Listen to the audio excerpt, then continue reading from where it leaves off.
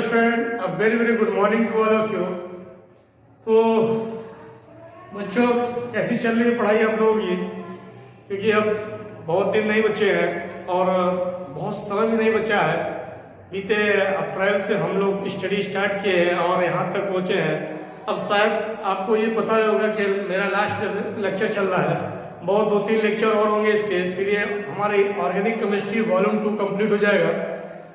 फिर हम लोग जो मैंने प्लानिंग किया है कि मैं आपको चैप्टर वाइज नहीं, क्वेश्चन वाइज रिवीजन कराऊंगा। जैसे मान लीजिए मैं एक दिन 1 नंबर क्वेश्चन उठा लिया, अब उसको मैं डिवाइड कर दिया कि 3 चैप्टर है, तो 3 चैप्टर एक दिन मैंने 1 नंबर का क्वेश्चन कराया, फिर अगले 3 चैप्टर फिर मैंने 1 नंबर का क्वेश्चन कराया, फिर 2 नंबर, फिर 3 नंबर, फिर 5 number MCQ।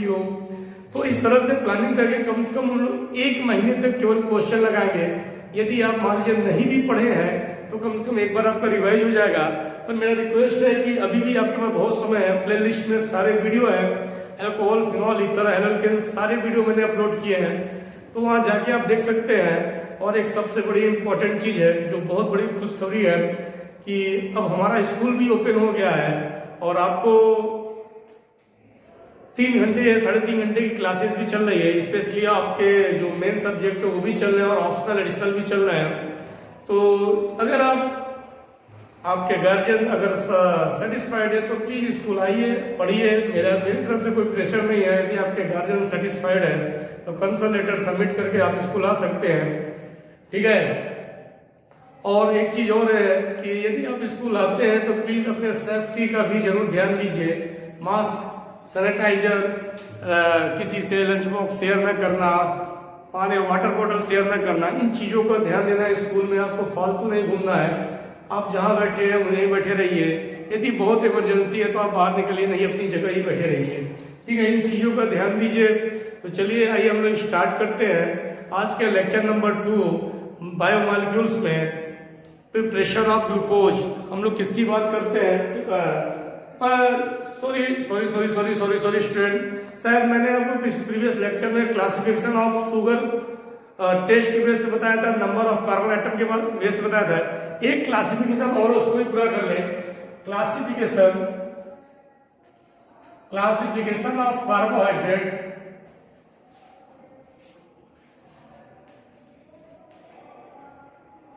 Classification of carbohydrates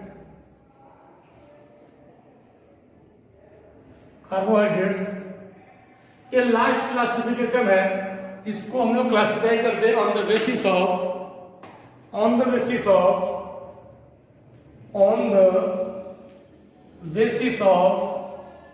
number of hydrolysis product. तो प्रोडक्ट के हाइड्रोलिसिस के बेस पे इसे हम लोग क्लासिफाई करते हैं। Generally carbohydrates are 3 types: monosaccharides, oligosaccharides and polysaccharides. तो जो कार्बोहाइड्रेट्स होते हैं वो स्पेशली 3 टाइप्स के होते हैं: मोनोसैकेराइड्स, ओलिगोसैकेराइड्स एंड पॉलीसैकेराइड्स। तो फर्स्ट हम लोग लेते हैं मोनोसैकेराइड्स।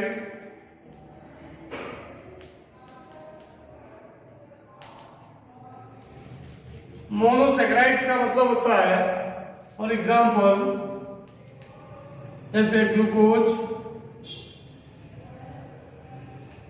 Fructose, lactose etcetera.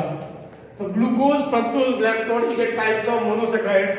जो मोनोसैकेराइड्स होते हैं इन तीनों का फार्मूला सेम होता है और स्ट्रक्चर में डिफरेंट होता है, C6H12O6, ठीक है। स्ट्रक्चर में क्या होता है, डिफरेंट होता है। ग्लूकोज क्या होता है, वो एल्डिहाइड ग्रुप होता है, फ्रक्टोज कीटोज ग्रुप होता है, ग्लैक्टोज होता है वो भी एल्डिहाइड ग्रुप होता है, लेकिन उससे स्ट्रक्चर में डिफरेंट होते हैं। तो जब हम स्ट्रक्चर की बात करेंगे तो वहां मैं आपको एक्सप्लेन करूंगा।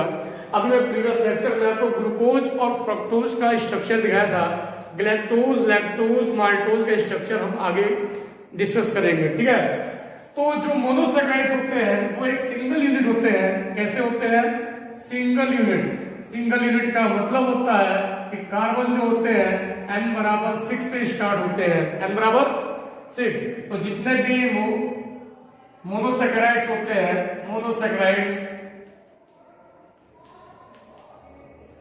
मोनोसैकेराइड्स, उनका हाइड्रोलिसिस क्या होता है? No hydrolysis. No hydrolysis. क्यों हाइड्रोलिसिस नहीं होता है? क्योंकि वो पहले से ही सिंगल यूनिट में है, इसलिए उनका हाइड्रोलिसिस नहीं होता है। ठीक है, फिर हमारे पास आता है सेकंड, ओलिगोसैकेराइड्स। ओलिगोसैकेराइड्स जो होते हैं, ओलिगोसैकेराइड्स ये हाइड्रोलिसिस होकर 2 से 10 यूनिट्स देते हैं। 2 से 10 यूनिट्स ऑफ मोनोसैकेराइड्स देते हैं। मोनोसैकेराइड्स मतलब जितने भी ओलिगोसैकेराइड्स होते हैं वो वाटर के साथ हाइड्रोलिसिस होकर 2 से 10 यूनिट्स ऑफ मोनोसैकेराइड्स देते हैं। एक छोटा सा एग्जांपल मैं आपको दिखा रहा हूं। यहां लीजिए, मेरे पास सुक्रोज है। सुक्रोज का फॉर्मूला C12H22O11। सुक्रोज के शुगर बोलते हैं। जब इसका रिएक्शन करते हैं, हाइड्रोलिसिस करते हैं, तब यहां मिलता है हमको C6H12O6 और क्या मिलता है? C6H12O6। इसे हम लोग बोलते हैं ग्लूकोज और इसे हम लोग बोलते हैं फ्रक्टोज। तो जो ओलिगोसैकेराइड्स होते हैं उनका जब हम हाइड्रोलिसिस करते हैं तो वो 2 से 10 मोनोसैकेराइड्स यूनिट्स देते हैं। किसी में 2, 3, 4, 5, जरूरी नहीं कि एक ही रिएक्शन में 10 मिल जाए। 2 से ज्यादा, 2 से और 10 के बीच में कितने भी यूनिट दे सकते हैं। ठीक है, और एक थर्ड होता है जिसे हम लोग बोलते हैं पॉलीसैकेराइड्स। थर्ड क्या है? पॉलीसैकेराइड्स।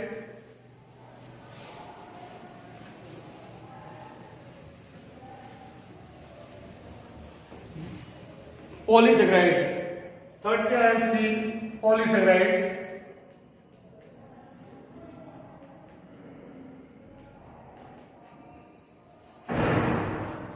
पॉलीसैकेराइड्स पे क्या होता है? n की वैल्यू जो होती है above 10, n is greater than 10। ठीक है, n इज ग्रेटर देन, और जो यूनिट्स हमको देते हैं मोनोसैकेराइड्स वो भी अबव द 10 से ज्यादा होती है। जैसे मान लीजिए पॉलीसैकेराइड्स में हम लोग क्या करते हैं? पॉलीसैकेराइड्स के इसका एग्जांपल होता है स्टार्च, सेलुलोज, ग्लाइकोजन। ये पॉलीसैकेराइड्स के एग्जांपल होते हैं। तो पॉलीसैकेराइड्स में दिखाते हैं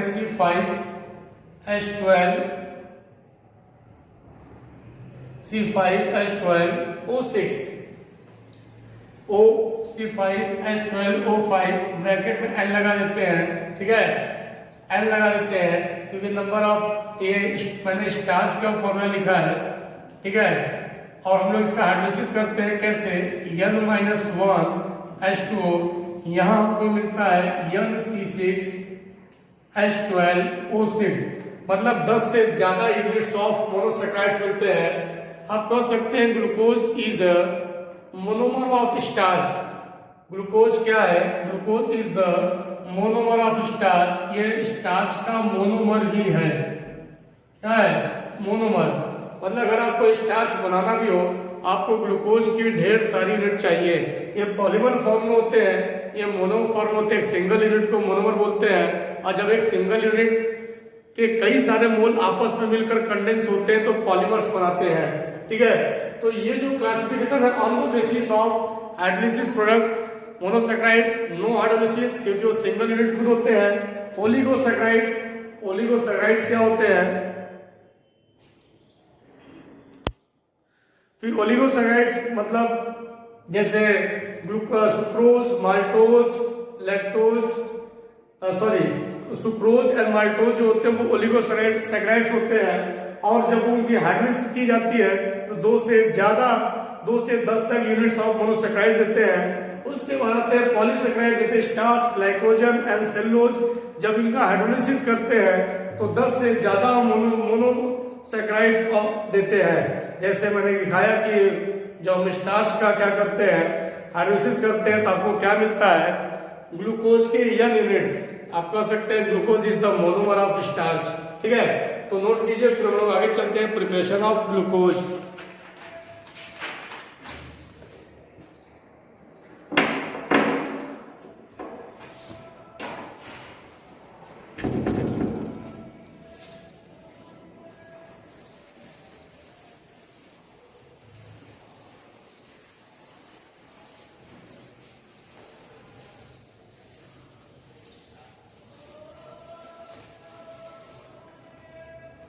तो चलिए आइए वो देखते हैं preparation of glucose.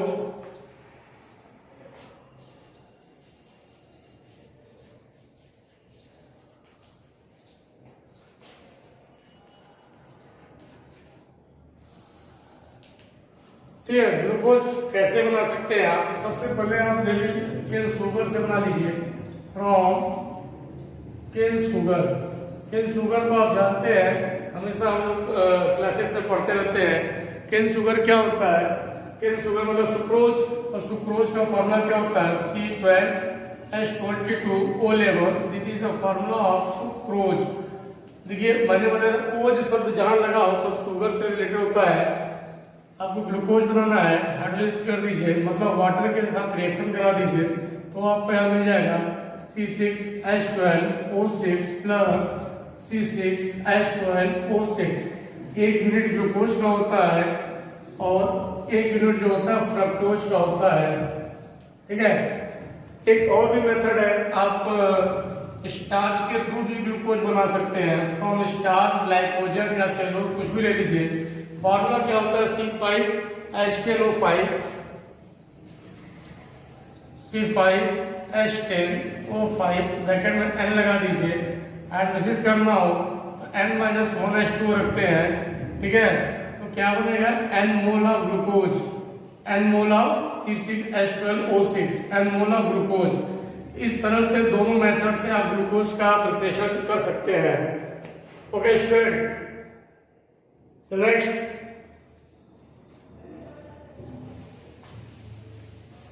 Structure of glucose.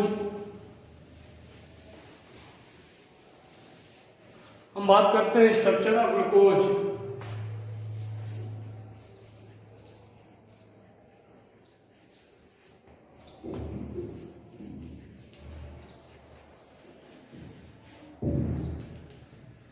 तो स्टूडेंट ग्लूकोज का जो मॉलिक्यूलर फार्मूला होता है, मॉलिक्यूलर फार्मूला C6H12O6। यहाँ से आपको क्या दिख रहा है?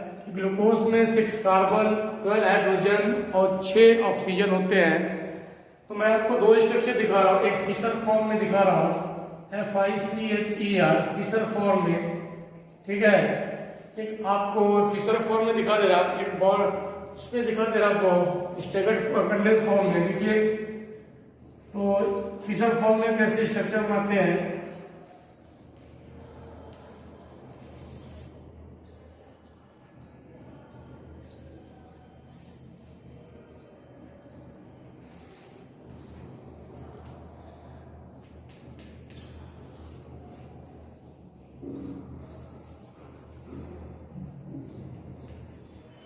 ये ग्लूकोज का स्ट्रक्चर है फिशर फॉर्म में।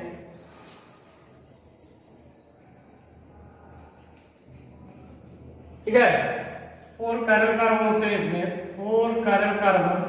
ठीक है, अगर आप कुल कितने इसके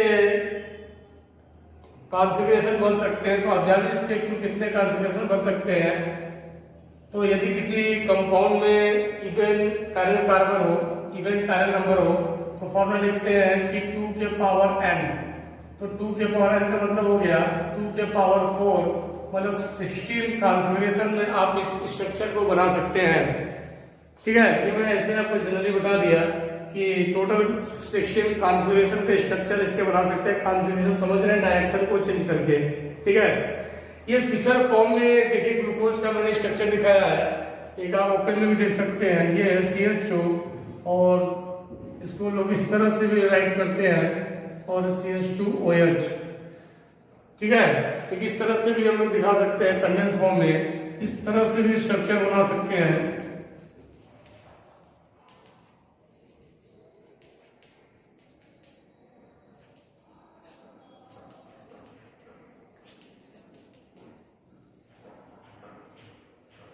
तीनों ग्लूकोज का स्ट्रक्चर है। ठीक है, फिशर फॉर्म में, ये अपना का कंडेंस फॉर्म में, ये मॉलिक्यूलर फॉर्म में, ये ओपन स्ट्रक्चर में। ठीक, सभी में क्या है? 4 कायरल कार्बन है। तो अब बहुत सारे बच्चे ये पूछते हैं ग्लूकोज का स्ट्रक्चर इस तरह से क्यों बनाते हैं। ठीक है, ग्लूकोज का स्ट्रक्चर इस तरह से क्यों बनाते हैं, ग्लूकोज में एल्डिहाइड ग्रुप होता है, ये कैसे पता चलता है। या ग्लूकोज में हाइड्रोक्सी ग्रुप होता है, ये कैसे पता चलता है? इन सभी एविडेंस को पता करने के लिए साइंटिस्टों ने क्या किया, डिफरेंट रीजन से जब ग्लूकोज का रिएक्शन कराया, उनको डिफरेंट रिजल्ट उनको मिला कि यार इसके पास हाइड्रोक्सी ग्रुप इस वजह से होते हैं, इसके पास कार्बोनिल ग्रुप इस रिएक्शन की वजह से होते हैं। मतलब जो भी इन्होंने इस स्ट्रक्चर का एविडेंस खोजा है वो केमिकल रिएक्शन के थ्रू खोजा है। तो चलिए आइए देखते हैं कि इस ग्लूकोज के स्ट्रक्चर को डिफरेंट केमिकल रीजन से जब रिएक्शन कराते हैं तो क्या रिजल्ट मिलता है। तो हेडिंग डालिए, evidence of glucose structure, evidence of glucose structure.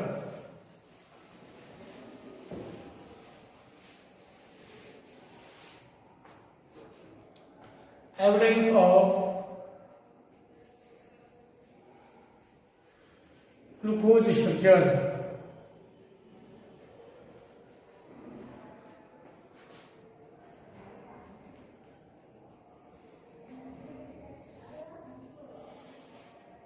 ठीक है, तो सबसे पहले तो यार ये देखा गया कि ग्लूकोज में 6 कार्बन होते हैं और ये सभी कार्बन जो होते हैं स्ट्रेट चेन में जुड़े होते हैं। तो उन्होंने इस चीज को पता करने के लिए ग्लूकोज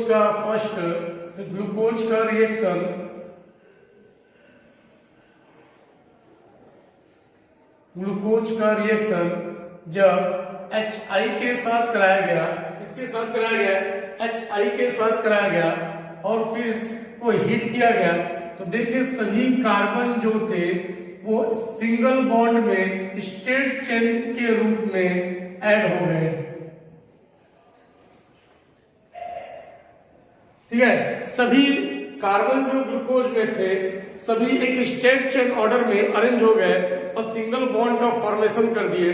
तो इस what is name of this compound, N-hexane. इससे ये प्रूफ होता है कि ग्लूकोज में जो 6 कार्बन हम लोग इस तरह से लगाते हैं वो स्ट्रेट चेन में लगे होते हैं। इस रिएक्शन के थ्रू ये प्रूफ किया गया है कि ग्लूकोज में जो 6 कार्बन होते हैं वो स्ट्रेट चेन में कनेक्ट होते हैं। ठीक है, नोट कीजिए, बहुत इंपॉर्टेंट है।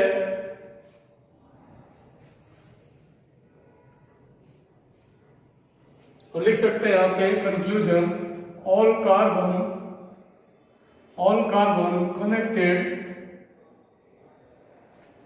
carbon connected in a straight chain,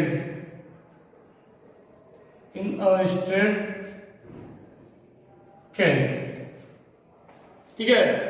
फिर ये देखा गया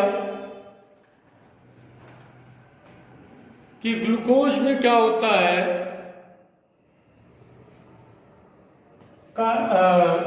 कार्बोनिल ग्रुप होता है कि नहीं।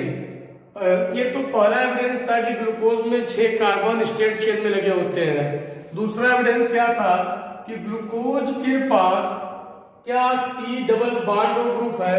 उन्होंने ये चेक करने के लिए उन्होंने इसका रिएक्शन NH2OH मतलब हाइड्रोक्सिल एमाइड के साथ कराया। इसके साथ हाइड्रोक्सिल एमाइड के साथ तो देखिए अगर ग्लूकोज के स्ट्रक्चर को ध्यान से देखिए तो एल्डिहाइड ग्रुप इस तरह से लगा होता है, C डबल बॉन्ड में H, और यहाँ देखिए आपके पास क्या है HNOH, और यहाँ से ये वाटर मॉलिक्यूल निकाल लेते हैं। तो वाटर मॉलिक्यूल निकल जाएगा, इस डबल बॉन्ड से इस नाइट्रोजन को जोड़ देंगे तो क्या बनेगा, H पहले से है और यहाँ क्या बन जाएगा C double bond and single bond OH। बाकी स्ट्रक्चर एज इट इज ही रहेंगे और इस कंपाउंड को बोलते हैं ऑक्सीन। बहुत अच्छा अंग्रेजी बोलते हैं तो ऑक्साइड।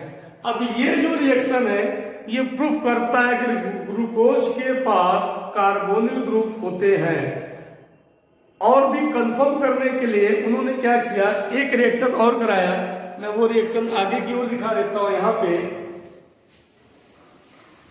उन्होंने इस रिएक्शन को HCl के साथ कराया। किसके साथ, HCl हाइड्रोजन साइनाइड। तो मैंने आपको एल्डिहाइड चैप्टर में पढ़ाया था, एक अच्छे न्यूक्लियोफिलिक एडिशन रिएक्शन देते हैं। और भाई देखिए इस एल्डिहाइड के पास क्या है, कार्बोनिल ग्रुप है H प्लस Cl माइनस, क्या करेंगे एडिशन करेंगे H प्लस और Cl माइनस, इस पे नेगेटिव, इसके बाद पॉजिटिव, पॉजिटिव को देंगे नेगेटिव, नेगेटिव को क्या देंगे पॉजिटिव, तो यहाँ देखिए क्या बन जाएगा OH Cl H, और बाकी सभी स्ट्रक्चर एज इट इज रहेंगे। ये बन गया साइनोहाइड्रेन। मतलब दिस बोथ रिएक्शन ये और ये both reaction both reactions show that glucose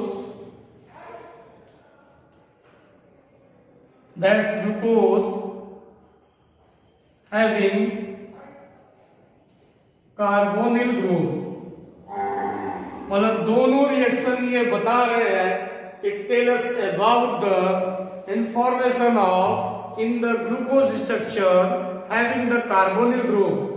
क्या बता रहे हैं कि ग्लूकोज के स्ट्रक्चर में कार्बोनिल ग्रुप होते हैं। इस रिएक्शन से ये साइंटिस्टों ने प्रूफ किया। फिर नेक्स्ट देखते हैं कि क्या ग्लूकोज में एल्डिहाइड ग्रुप होते हैं। उसे चेक करने के लिए उन्होंने क्या किया, थर्ड रिएक्शन उन्होंने ये बताया कि क्या थर्ड उनका जो मेन प्रोजेक्ट था कि क्या ग्लूकोज में एल्डिहाइड ग्रुप होते हैं। इस चीज को प्रूफ करने के लिए इन्होंने ग्लूकोज का रिएक्शन Br2/H2O के साथ कराया। अब Br2/H2O जो होता है एक माइल्ड ऑक्सीडाइजिंग एजेंट होता है। माइल्ड ऑक्सीडाइजिंग एजेंट, ये माइल्ड ऑक्सीडाइजिंग एजेंट क्या करता है CHO ग्रुप को COOH ग्रुप में कन्वर्ट कर देता है। और देखिए बाकी स्ट्रक्चर एज इट इज रखते हैं। इससे ये प्रूफ हो जाता है कि ग्लूकोज के स्ट्रक्चर में एल्डिहाइड ग्रुप होते हैं। ये बन गया ग्लूकोनिक एसिड। क्या बन गया ग्लूकोनिक एसिड। फिर उन्होंने क्या किया कि ये पता किया क्या ग्लूकोज में कितने हाइड्रोक्सी ग्रुप होते हैं। तो इस चीज को पता करने के लिए उन्होंने क्या किया कि ग्लूकोज में कितने हाइड्रोक्सी ग्रुप होते हैं, उन्होंने इसका रिएक्शन PCl5 के साथ करा दिया। और जैसे ही रिएक्शन PCl5 के साथ कराया सभी OH ग्रुप क्या किए, सभी OH ग्रुप निकल के Cl को ऐड कर लिए और क्या निकल गया CH2Cl, क्या निकला -5POCl3 और -5HCl। PCl5 क्या करता है, ये बताता है कि कंपाउंड के अंदर कितने हाइड्रोक्सी ग्रुप प्रेजेंट है। ठीक है, फिर स्टूडेंट मिलते हैं नेक्स्ट लेक्चर में, साइक्लिक स्ट्रक्चर ऑफ ग्लूकोज को देखेंगे। ये आज के लेक्चर में मैंने प्रूफ किया ग्लूकोज में क्या क्या होते हैं। Okay guys, thank you very much.